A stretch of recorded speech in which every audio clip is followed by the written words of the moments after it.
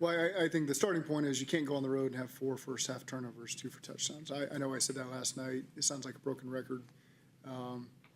But I just see a big old 5-0 in the turnover margin, which led to a lot of that. So really never give ourselves an opportunity to have momentum, have confidence when every bit of momentum you get is then taken away. It's tough. And so, again, I thought sequencing in the first half, the defense gave up a touchdown on the first drive, and then they got some 3-and-outs, held them to a field goal in a short short field.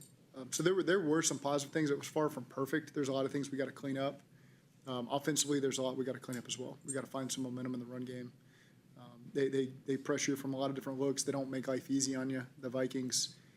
But there was more opportunity there than we gave ourselves a chance to take advantage of. And part of that is just sustaining the drives without turning the ball over. Gives you a chance to gain some momentum in the run game as well, and we never gave ourselves that shot. When you go back and look at Chase Brown's runs in particular, is there a common thread of things that you were seeing that wasn't what it needed to be, or I think it's everybody involved in that. It's not the running back. It's not just the line. It's not just the tight end. There's everybody involved in that.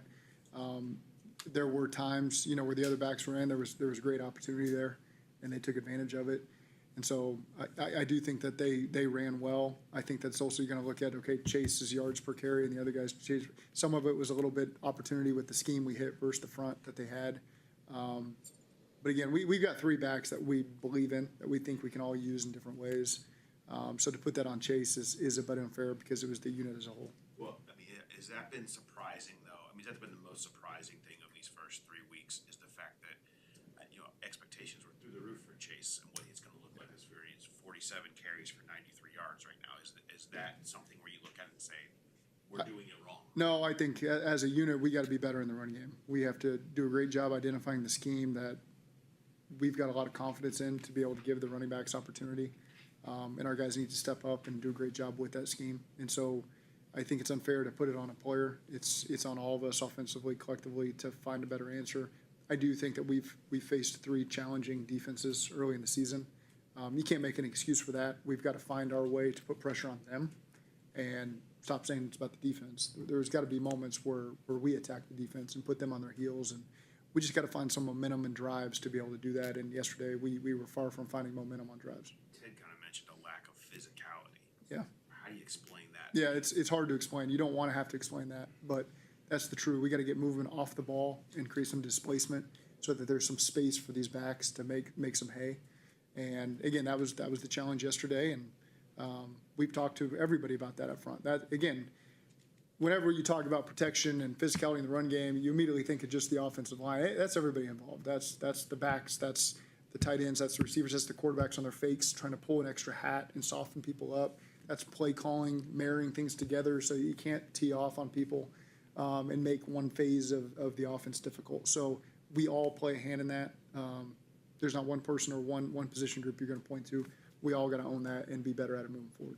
There's a lot I don't understand about the run game and that kind of stuff, but it looked like you were doing a lot of different stuff, outside stuff, obviously more under center. Yeah. How much of that was the quarterback change? How much of that was Minnesota? No, it's a high percentage of Minnesota. I mean, they're a unique defense. They present a lot of different challenges.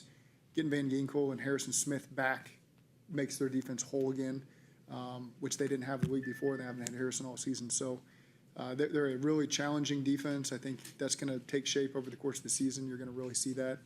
But again, we've got to find ways to attack and put people on their heels. And that starts with momentum down the field and scoring on a possession and gaining some momentum. And every time we really threatened to do that, we kind of took the wind out of our own sails by allowing them to take the ball away from us. And so here you are kind of having to defend a lot of things in the offense justly. We didn't do well enough, and those are fair questions. 23, you lost 2 fumbles all year. Yeah. Just the messaging this week about putting the ball on the ground, what will that sound like? Yeah, it's again, I think Pitch summarized it best in our meeting this morning. You can say it's an anomaly to have 5 in one game, 5 balls on the ground in one game when we've had, I think, 3 in the last 7 on the ground. But it is what it is. They saw an opportunity to hunt the ball and get it out. So there's something there with us, and they came in bunches like we always preach to our defense. The stuff's going to come in bunches when you can punch the ball out. And yesterday for Minnesota, they did an outstanding job hunting our guys and finding opportunity, and we did not do a good enough job securing it.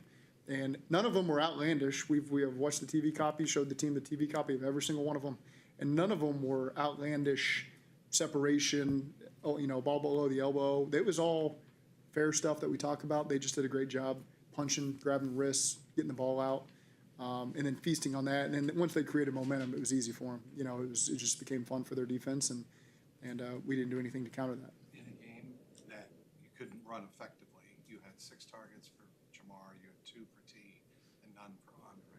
How do you explain that? Well, we were in a lot of 12 personnel. So 12 personnel, in theory, regulates their defense a little bit based on what we'd seen. So that Andre is subbing in for those other 2 guys, and that's not how we're going to play the whole season. That's sometimes just how you have to play an opponent. And I think Andre, over the course of a 17-game season, is going to take shape for him. And he's a guy that's patient, understands his role, appreciate the role that he plays for us because of a lot of his dirty stuff that he puts his nose in there and gets it done. And his opportunities will come, and it'll take shape over the course of the season. And there's nothing that he's done to minimize his role. That's just the way that this game has played out for us. In yesterday's game, the way it unfolded, why weren't there a lot of opportunities for T and Jamar? We didn't have a lot of opportunities to get first downs. I mean, we kept turning the ball over. Every time we crossed the 50-yard line, we put the ball on the ground and we threw the ball to them. So that minimizes your opportunities, and then you get late in the game, and we're trying different things to just gain some momentum going forward at that point. And they challenge. They do a good job. I mean, they don't make it easy to get the ball to Jamar. I can promise you that. That's somebody they're trying to take away, and same with T. And again, we couldn't find a great rhythm to be able to get those guys the ball enough. You talked about the ball on the ground being the argument that it could be an anomaly. What about the game as a whole? Are you guys talking about how kind of just throwing this one away, like, okay, that's not going to happen again? Like, No. We can't allow this to beat us again. We've got to turn this into a victory in some way, shape, or form where we learn from all these turnovers, the lack of takeaways from our defense, and grow from this. And so, again, we got to be better going forward because of some of the mistakes we made. And so it's not a throwaway. You take those turnovers out of the equation. I can't sit here and say that we're going to win the game or it's going to be that's fantasy land to know how that was going to play out. But there was enough stuff that we've got to clean up just fundamentally in all 3 phases to give ourselves a better chance to beat quality opponents going forward. And so there's enough all around that we can't ignore, that we got to clean up. Even taking the turnovers out of the equation, we got to be a better team going forward. And I'm very confident that we'll do that. I think guys had the right approach when they came in the building today. Position coaches are doing a great job attacking everything we got to improve and emphasizing the things that we were good at. It's not every play wasn't bad. There were some positives in this game, and we got to continue to build on that. Looking even broader than just this game, like you had 2 rookie guards in there at one point. What are the challenges that rookie offensive linemen face, and how do you feel like you guys are handling it? Yeah, I mean, just things they haven't seen before, communication elements. Looking on, sometimes they're seeing something for the first time that you can't always prepare them for, and it's that can be a challenge. But we've got 2 really smart guys that are willing to learn from their experiences, and I think you're going to see with all the rookies, there's going to be a mistake that they make at some point in the season that they won't make again for the rest of their career. And you got to continue to push through that. That's something you live with when you play young players. We're fortunate that we have very capable, very intelligent players that are out there, and they kind of see it the second they did it. They can self-diagnose what went wrong there and make the correction. So I think we're going to pay dividends in the end with those young guys playing because the mistakes will come, we'll overcome them, and they'll be better for it. And so again, it's there's a lot of positives from these young guys playing. You mentioned the guards. There's a lot of positives from these young guards playing. With young players, when you're trying to figure out everything else about the offense right now and they come up with game plans, how much of a challenge is it for them to keep pace along with that stuff they're working on by themselves? They're part of the unit, and so again, you can't treat them like rookies. You can't treat them differently. Again, they've done a great job handling everything we've delivered at them. Sometimes there's going to be a look or something that comes their way during the game that they're experiencing for the first time. You can't prepare them for everything, and again, they'll learn from it and continue to move on. But I've been pleased with what we've seen from our rookies. I think it's a really good class from top to bottom. Those guys are all getting opportunities at different times, and they've all shown us the reasons why they're here and that they're going to help us now and in the future. I feel like every NFL game I watched this year, the quarterback is under frequent duress. In your years in the league, whether it's the athleticism on that side of the ball or the schemes, is it harder to protect than ever? It's hard to compare to other years. I feel that we watch the tape of the opponents every week, and You watch some other games and you feel that. You feel quarterbacks under duress. And we just got to continue to put together great plans to help us. We can't worry about all the other quarterbacks and all the other offenses. We just have to focus on us, finding the best plan to be able to protect Jake and find completions and run the ball to complement that and score points moving forward. Yesterday wasn't good enough. P. Ryan and Fant, are they both potentially available Monday? We'll see. I mean, fans can have to go through the concussion protocol, so I'm not going to make any predictions there, how that goes. Samaje, I think we avoided a significant long-term issue, and so we'll just work through the week and see how he ends up.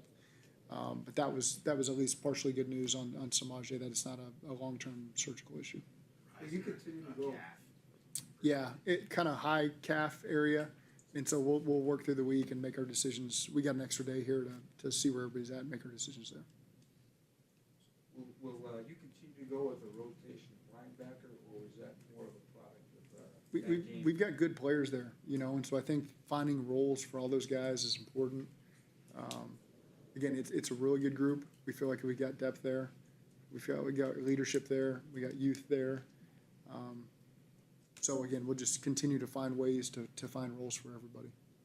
What is it about Bear you feel like when he's out there that he brings to the table? Well, I think, that's why we drafted him. He's tremendous leadership, tremendous poise, high level of intelligence, great quickness, ability to key and diagnose. You can use that description on all the linebackers we have in that room. And I think for those young linebackers, there's never been a moment where it's too big for those guys. They fit in well. It doesn't mean that they're going to be perfect and not make mistakes and be a step slow at times, but they continue to work through it, and I've been pleased with the progress both those rookies have made there. Is there a benefit for Logan of him not being on the field as much that you view as part of that, or why you guys did that? Well, I don't ever think it's a bad thing for a guy to take a break for a snap or two and for segments of the game.